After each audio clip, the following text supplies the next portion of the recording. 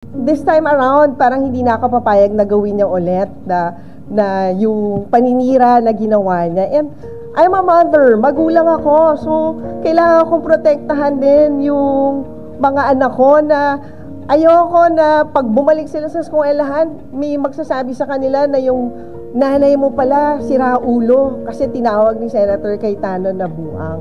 So this is not just about me as a senator, this is also about me as a mother na alam ko, naiyak ako kasi alam ko yung pinagdaanan ng mga bata, hindi lang ng mga anak ko, pati yung mga pamangkin ko nung panahon na yon. And hindi ako papayag na mauulit muli yung ganong pinagdaanan nila kasi siguro ang hirap ma-explain kung hindi mo pa nararamdaman maging isang magulang. Kung, di ba, para if you're a parent, mas masakit pag yung anak yung nasasaktan. Ganun yung nangyari sa amin noong mga panahon na yon. So this time around, hindi na talaga ako papayag na mangyari pa siya ulit.